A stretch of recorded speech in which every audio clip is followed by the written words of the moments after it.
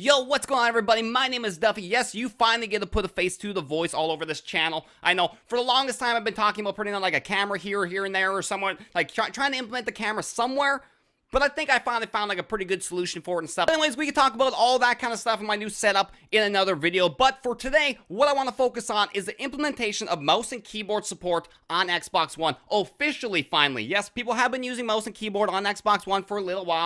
However, beforehand, if you wanted to play with mouse and keyboard on console, you had to use one of these things. This is called a Zim. This is what you had to use beforehand to be able to like try to make it seem like it would trick the system into thinking that you had a controller plugged in, but it would actually be able to do mouse and keyboard support. We're using this thing here. However, this thing did have its issues, and it did have like some latency issues, input lag, all that kind of stuff. But now we can actually take this thing, finally, throw it out the window, get rid of it now, because we actually have official support, and I'm actually very happy about that.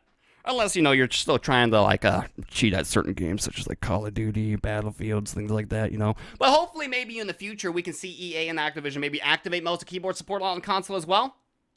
Would love that. Okay, so I know a lot of you guys aren't going to be first-time users when it comes to mouse and keyboard support, and a lot of you are probably just going to like take your mouse and keyboards from your PC, move them on over, just plug them right into your Xbox, and you're good to go. However, there is going to be a couple of people here who are going to be trying to like look into using mouse and keyboard support for their very first time. In the next couple of days, I am going to put up a video about mouse and keyboard gaming. Like, people who have never used a mouse keyboard support ever whatsoever in their life, they've never used a mouse keyboard for gaming or nothing like that at all. They've only just controlled the computer or anything like that. A lot of people are going to look at mouse and keyboard and go, that looks super intimidating. So I am going to have a video go up in the next couple of days, like I said, that is going to explain how to use a mouse and keyboard, and I am going to simplify it a little bit for you guys so you guys can understand that this whole big mess of buttons over here is not really as intimidating as you want to think it is. So yeah, be sure if you are a brand new mouse and keyboard user to watch out for that video in the next couple of days. But as of right now, what I am going to show you guys though is how to plug it in. Alright, so here we are at the back of the Xbox One X here. We've got the Xbox One X right here, we got my mouse beside me right here, and we also have my keyboard right here. So what we need to do to be able to get these bad boys running is actually pretty easy. What we need to do is just take the USB cords. It does have to be a USB like keyboard and mouse. I know that there's probably still some people out there that use a really old-fashioned computer that does not have a USB plug-in when it comes to like your keyboard and mouse. If you do not, you probably need to upgrade from your Windows 98 and upgrade to a better PC. But if you do got the USB ports like you should in 2018, all you gotta do is take these two bad boys right here. It doesn't really matter which mouse, which keyboard, or anything like that. I'll talk a little bit about that more when it comes to like my mouse and keyboard gaming video. But as of right now, it's not going to really matter like which mouse or keyboard you actually use at the time. Unless you are looking to be like super competitive or something like that, you are probably going to want to pick up like maybe a little bit of a better mouse and keyboard. As of right now, Microsoft is partnered with Razer, so that's why I'm using a Razer mouse, and I'm also using a Razer keyboard, because we know for sure that these are probably going to work. So what I'm going to do now is I'm going to take these two USBs, we're going to go to the back part here, we got the ports on the backhand side right over here. We're going to take these, we're going to plug these bad boys in. There we go. Once those are all plugged in, you can see the light on my mouse is actually turned on as well, and you can also see that my keyboard, because it also has lights on, has also started to light up. Which means that we do have power going to the mouse and the keyboard now.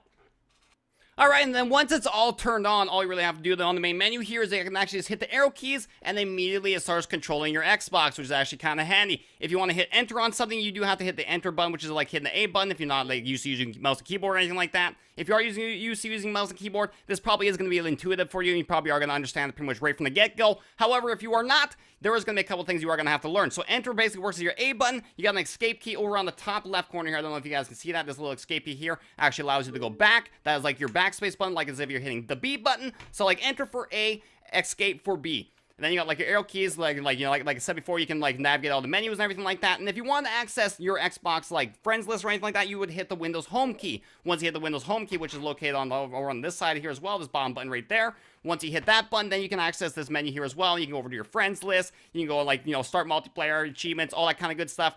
Alright, so you got everything all plugged in. You got your mouse and keyboard all set up and good to go. You got your desk all set up. You got your workspace all set up. You're ready to game. You're ready to play some games and stuff. Unfortunately, here's where we start running into a little bit of a hindrance when it comes to mouse and keyboard support on Xbox One right now, because it is so early implemented. There is very few games that actually use mouse and keyboard support as of right now. I'm still waiting for more developers to actually start picking up on it, and like, I'm hoping in the future, especially with like the Play Anywhere that Microsoft actually has, I'm hoping in the future that most Xbox first-party games are going to have mouse and keyboard support right from the beginning, and a lot of games that are being like ported from PC over to Xbox One are not going to drop that mouse and keyboard support, which is actually really nice. They're not going to have to build a game completely from the ground up all over again right for console. They are going to be able to like port it completely, almost directly from one thing to another, which is going to be very beneficial for some developers as well as some of the other gamers and stuff who are more used to playing on the mouse and keyboard, but also want to have like that console experience, especially for if you're like an on-the-go kind of person. A console is much easier to take with you on the trip than it is to like, you know, pack up your entire PC and pack it all into the truck and take it with you. As of the making of this video, there are only 3 games on Xbox One that have full official mouse and keyboard support, and that is Warframe, War Thunder, and Fortnite. Those are the only 3 games as of right now that Microsoft has implemented. However, in the future, we are going to see other games such as like Strange Brigades, Bomber Crew, Vermintide 2, we are going to see Deep Rock Galactic, X-Morph Defense, and even further in the future, we are going to see other games such as like Children of Morta, DayZ, Minion Master, Moonlighter, all those types of games, and much more. So not a huge selection as of right now, but hopefully in the future, like I said at the beginning of this video, we are going to see that expand with like the Play Anywhere and everything like that, and just other developers starting to pick up on it as well. However, the games that they do have showcased right now actually play really well, and we're going to talk about each one of them specifically, so I can actually give you guys my ins and outs and my opinions on whether or not they are implemented well. Alright, let's start off with everybody's favorite game right now. Everybody and their grandmother's playing it right now. Let's talk about Fortnite. When you first boot up the game, the mouse on the main menu screen does have a little bit of lag. It does kind of stutter a little bit. It kind of like feels like as if you're running on like a computer from like the old ME or something like that, you know? Maybe just a little bit underperformed. Once you actually get into the game, it does smooth out a little bit, so you aren't going to have to worry about it too much. However, first thing you are going to want to do before you actually just start jumping right into the game and start messing with things is you want to jump into your settings menu and start messing around with your keybinds. There is no limitation here either. All keybind settings from PC are here, so you can fiddle with it to your desire. Once you got your keyboard settings all good to go though, I would recommend jumping into Playground and getting used to them for a bit. Especially if you are a new keyboard and mouse player, as this will allow you to kind of like fiddle around with the keybinds without pressure of other players trying to kill you, or anything like that, or your friends yelling at you or anything like that. This allows you to like, like interchange them as much as you want, fiddle around with them until you get like the building and like start to feel comfortable with the keybinds you actually have. Overall, once I got my controls all figured out, I got my keybinds all set up, and I jumped in the playground and started building around and everything like that, the controls actually feel pretty decent. The game actually runs at about 40 to 60 frames per second, so it does feel like you're playing Fortnite on PC at maybe an older computer system or something. It does kind of have like that effect to it, like everything isn't going to feel as fluent or anything, and it does have a little bit of input lag, especially when it comes to like quick builds and like rapid editing and stuff. However, for the most part, it actually does play pretty well. It is pretty responsive. Shooting's pretty responsive. Building's pretty responsive. You can still build quickly, as you can see on the screen here. I am still able to build at like a pretty decent speed, and you can still edit pretty quickly. However, editing is where I noticed the input lag the most. And I don't know if this is like a console limitation just due to like the frame rate and stuff, and like the mouse and keyboard movement just being a little bit slightly too fast for the frame rate of the game to actually be able to keep up at. But every time I tried to like quick edit or like quick build or something like that, sometimes the game would just not even know what to do, and my character would just start skidding sideways or something like that, and just weird things would happen every once in a while. However, this is very uncommon, and you're not really going to notice it too much, like I said, unless you are getting into like those intense situations every single time, all the time. But in the future, I'm sure that they're going to like, smoothen this out just a little bit. I know on PlayStation 4 right now, the mouse and keyboard support is actually pretty smooth, so I can't see it taking too long for Epic to actually make it smooth over on this side here. And overall, it still actually feels pretty good. However, if you are a PC player moving over to console willing to try mouse keyboard support, you are going to feel like you are taking a massive downgrade, and it is definitely not going to be worth moving from PC over to Xbox console. However, if you are mainly a console player only, switching the mouse and keyboard might actually be a viable option for you if you are looking to take your game to that next level. All in all, just like we would expect from Epic right now, they're doing a very good job with mouse and keyboard support on Xbox One, and in the future, like I said, hopefully like that little bit of stuttering and stuff like that is going to be smoothed out, and we aren't going to have to worry about it too much. Alright, let's move on to the next game. Let's talk about War Thunder. War Thunder, with all of its advanced controls, also has pretty decent mouse and keyboard support. They have a huge amount of key customization that I was admittedly a little overwhelmed by. There's just buttons all over the place. You could change every single tiny little thing in this game, which is absolutely insanity. But that's what you expect from like a military kind of simulation game. However, before you can even actually play with mouse and keyboard support, you are going to have to go to the settings menu and go over to controls, and you are going to have to access this little menu down at the bottom left corner here, and you are going to have to turn it from controller over to mouse and keyboard support. I just went with the simplistic formula because I have absolutely no idea about the advanced one, and as of right now, the keybinds are already so overwhelming as it is. I just went with the simplistic one because that just seemed like the easier option, so that's what I went with, and it seemed to be pretty fair for me. You are going to want to do this before you even activate the tutorial if you are a brand new player to this game, because if you do activate the tutorial before you activate mouse and keyboard support, it is going to put you in the tutorial with controller options, and you are going to have to play through the tutorial with the controller unless you exit out to the main menu and then you turn on mouse keyboard support and then enter the tutorial afterwards, which you can activate at the top left corner. If you activate mouse and keyboard support first and then go into the tutorial, it will actually do the tutorial with mouse and keyboard controls, so you can actually learn the game that way.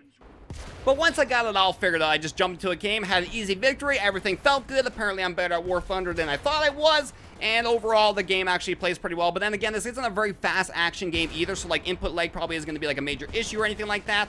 However, the game still plays very well, and with all of its advanced controls and stuff like that, the keyboard does seem to do a pretty good job of it.